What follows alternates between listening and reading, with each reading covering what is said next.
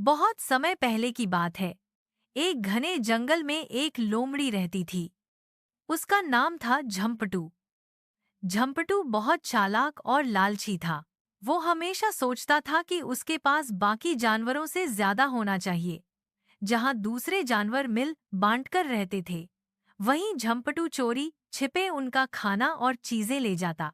एक दिन उसे एक तोते से पता चला कि जंगल के बहुत भीतर एक चमत्कारी झरना है। ये झरना सुनहरा चमकता है और जो कोई भी वहां पहुंचता है, उसकी एक मनोकामना पूरी होती है। यह सुनकर झम्पटू की आंखों में चमक आ गई। उसने सोचा, अगर मुझे वो झरना मिल जाए तो मैं जंगल का सबसे अमीर और ताकतवर जानवर बन जाऊंगा। अगली सुबह झम्पटू सफर पर निकल पड़ा। रास्ता लंबा और मुश्किल था। चलते चलते उसे एक घायल खरगोश मिला। खरगोश बोला, क्या तुम मेरी मदद कर सकते हो? झम्पटू बोला, माफ करना दोस्त, मेरे पास वक्त नहीं है। मुझे एक बहुत जरूरी काम पर जाना है। थोड़ा आगे जाकर उसे एक कबूतर मिला जो बहुत प्यासा था। कबूतर बोला, क्या तुम मुझे थोड़ा पानी पिला सकते हो? लेकिन झम्पटू ने उसकी बात भी अनसुनी कर दी। उसने कहा, मुझे जल्दी है, मैं बाद में लौट कर आता हूँ। आखिरकार कई घंटों की यात्रा के बाद झम्पटू उस चमत्कारी झरने के पास पहुंचा। झरना सच में चमक रहा था, जैसे सोने का बना हो। अचानक वहां से एक जादुई आवाज आई, झम्पटू, तुम्हें एक ही इच्छा मांगने का मौका मिलेगा, सोच समझकर मांगना।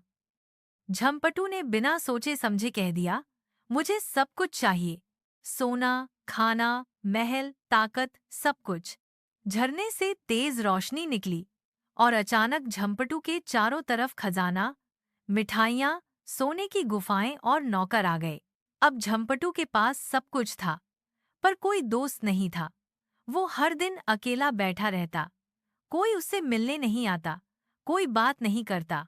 कुछ दिन बीते और झम्पटू को एहसास हुआ कि इतनी सारी चीजों के बावजूद वो खुश नहीं है।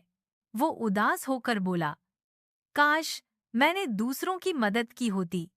काश मैं थोड़ा कम मांगता।